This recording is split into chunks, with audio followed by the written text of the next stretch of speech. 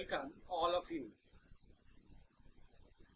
Paper CC9, Unit 3, Animal Physiology, and Unit 3, I'm talking about the physiology of circulation. And in this video, we are going to discuss about the structure and function of hemoglobin. So, basically, hemoglobin is a core molecule required for carrying oxygen in our blood. It is a water-soluble protein and oligomeric in nature. So, oligomeric in nature means that it has more than one subunits. And hemoglobin is a conjugated chromoprotein. Conjugated means it has more than one subunit, and chromoprotein means it has two kind of parts. That's one is protein and another is chromo. Chromo means pigment. So it has two parts. That is, one is chromo means pigment part, another one is protein part. So basically it consists of a simple protein, that is globin protein, and another one is a heme structure or heme. So basically for heme or the present of structure of the heme make it chromoprotein. Chromo means pigment, and that pigment is heme, and heme attached with the protein part as a prosthetic group. So what is prosthetic group? Prosthetic group means an inorganic part. So prosthetic group means an inorganic part. There is no carbon, hydrogen or oxygen. It has an inorganic part and attached with the protein part as a prosthetic group. So if we look into the structure of heme, we can see that here in the structure of heme, here is the hardcore molecule or heart molecule, that is iron ion. So Fe, that is iron ion, is a heart molecule in the structure of heme, and the iron ion bonds with the core ring.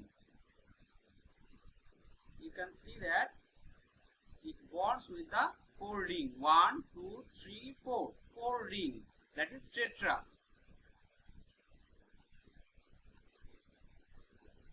So heme group or heme structure is a complex of porphyrin and ferrous iron. So what is porphyrin? This core ring is porphyrin, and not only that, is composed of 4 pyrrole groups. So each porphyrin group is called pyrrole group. So here is present 4 pyrrole group. So tetrapyrrole group, and the heart molecule is Fe or iron ion. You can see that a complex of porphyrin and ferrous iron. Ferrous. So as we know that iron has two kind of state in ionic state. Ferrous and another one is ferric. Ferrous means Fe2 plus and ferric means Fe3 plus. So here it is ferrous. Why ferrous? Why ferrous? Because ferrous has advantage over ferric because it has more affinity towards the oxygen binding, and it encourages the hemoglobin or RBC to bind with oxygen more and more. So here present ferrous encourages the hemoglobin structure to bind with oxygen more and more, and the whole structure is not a prosthetic group. This structure iron ion and binds with the nitrogen. This is the structure of a prosthetic group, and it is a prosthetic group. And this iron ion through nitrogen, 4 heterocyclic ring or the 4 pyrrole groups attached with iron ion, and this structure, this pyrrole group interconnected. You can see that this 1 and 2 interconnected with each other through methane or methylene bridge. So In the structure of heme, we can see that there is a heart molecule in the center, that is iron ion in ferrous state, and it bonds with 4 chiral group, and these 4 chiral group interconnected with each other through methane or methylene bridge, and this heme group forms 2 additional bonds with histidine residue and oxygen. We know that the basic function of hemoglobin is to carry oxygen or carry oxygen. But what is the role of histidine residue? Histidine residue binds or bonds with the iron at the end terminal ends, and the role of histidine molecule we will discuss about this in next slide. Here in the heme structure or with the heme structure, you can compare with this structure with chlorophyll structure. You know that chlorophyll is one of the main molecule in the plants. So you can compare with this heme group with chlorophyll, because chlorophyll have 2 parts. That's one is porphyrin or pyral group, and another one is ion, that is not iron ion. Here in animal cells, in heme group, this iron ion present, but there in chlorophyll there is presence of magnesium ion. So chlorophyll has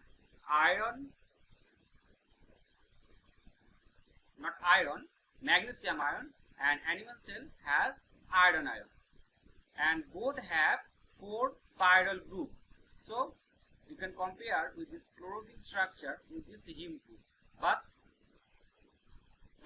heme group present in animal cell and chlorophyll present in plant cell. In the another structure, because hemoglobin has 2 kind of parts, that is globin structure and heme structure. We discussed about the heme structure. Let's talk about the structure of globin structure or globular protein.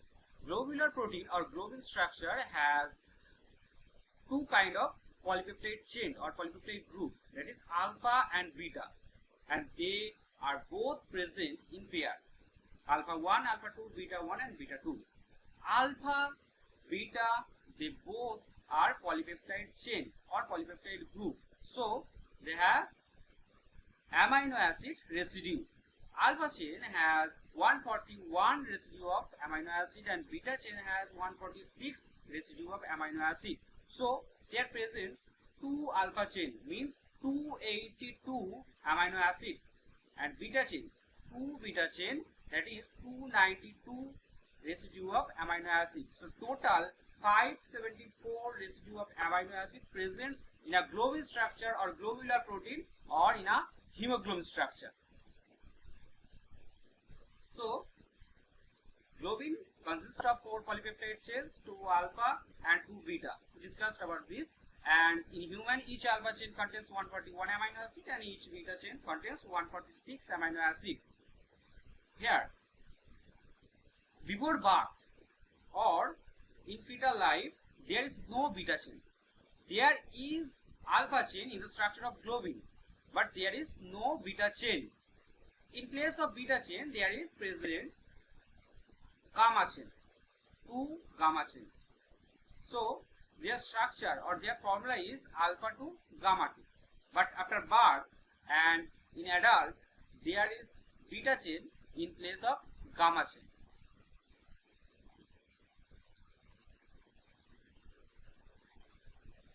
And you can see that in each polypeptide group or polypeptide structure, a heme structure is attached.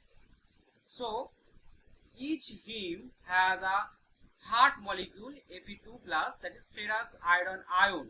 So one ferrous iron ion attached or bonds with one oxygen molecule. So here present 4 of Fe2+ or ferrous iron ion. So 4 oxygen molecule will bind with this structure.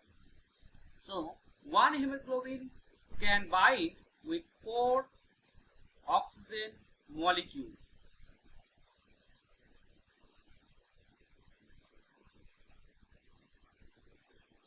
Let's sum up or the structure, the basic structure means structure of hemoglobin. So hemoglobin has two parts, that is heme parts and globin parts. So hemoglobin has a heme part. So in the structure of heme there is a core molecule, hard core molecule, that is Ap2 plus in para state, and it bonds with 4 chiral group, and that chiral group interconnected with each other through methane or methylene bridge, and this heme group bonds with 2 kind of molecules, that is oxygen and histidine residue. And another structure that is in globin or globular protein structure, it has 2 kind of polypeptide chain, that is alpha and beta, and they both are present in pairs, alpha 1 and alpha 2, beta 1 and beta 2. Alpha has 141 residue of amino acid and beta has 146 residue of amino acids. So total 574 amino acid presents in a globin or globular structure, and in each group a heme structure is attached, and we know that in heme structure there is a core molecule Ap2 plus which bonds with the oxygen. So here 4 Ap2 plus present, and you can say that one hemoglobin molecule can bind with 4 oxygen molecules. Let's talk about different state of hemoglobin. On the basis of oxygen binding, we can differentiate it, or we can see that 2 kind of hemoglobin state, that is oxyhemoglobin and deoxyhemoglobin. So when oxygen binds or attached with the structure of hemoglobin, then it is called oxyhemoglobin, and when there is no oxygen binds with the hemoglobin structure, so it is called deoxyhemoglobin. Here oxyhemoglobin state called R form or relaxed form, and deoxyhemoglobin state is called T form or tensed state or taut form.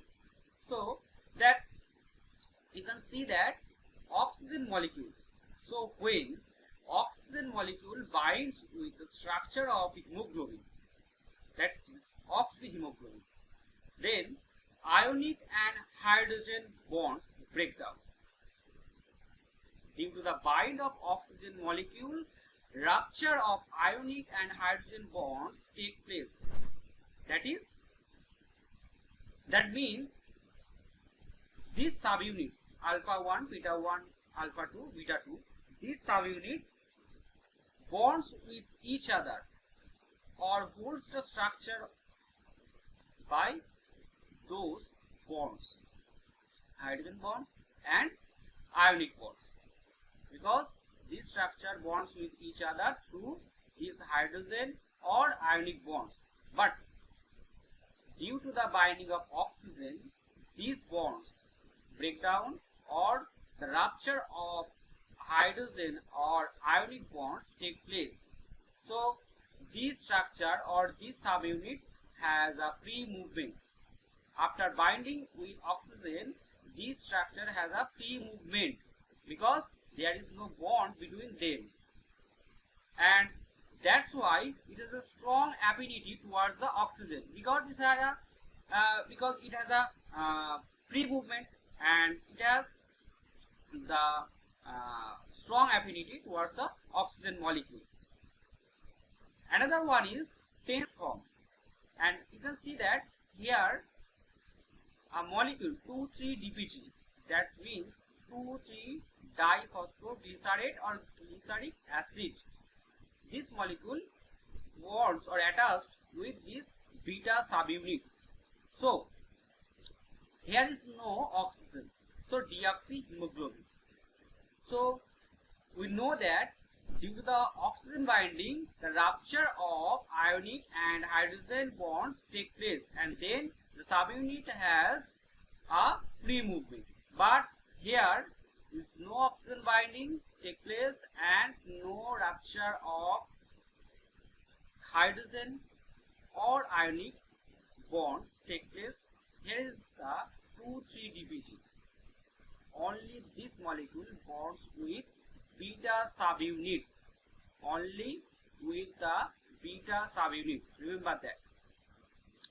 So here subunits have no free movement because they interconnect or bonds with each other through hydrogen and ionic bonds. But 2,3-DPG or 2,3-diphosphoglyceride or glyceric acid has a role, because when there is no oxygen binding with this hemoglobin structure, means deoxyhemoglobin, then this molecule attached with these subunits, beta subunits, then this helps to release the remaining oxygen in the tissue. So deoxyhemoglobin means there is high level of carbon dioxide. So high level of carbon dioxide, and 2,3-DPG binds with beta subunits and helps to release the remaining oxygen molecule from the hemoglobin in the tissue. That is tensed or taut form. But I told that there is no beta subunits in fetal life or in embryo life. Before birth, there is gamma subunits. So 2,3-DPG only binds with beta subunits. But in embryo life, there is no beta subunits, only alpha and gamma subunits. So DPG cannot bind with those subunits. So fetal life, in embryo life or fetal hemoglobin has the more affinity towards the oxygen than this structure, this adult hemoglobin structure.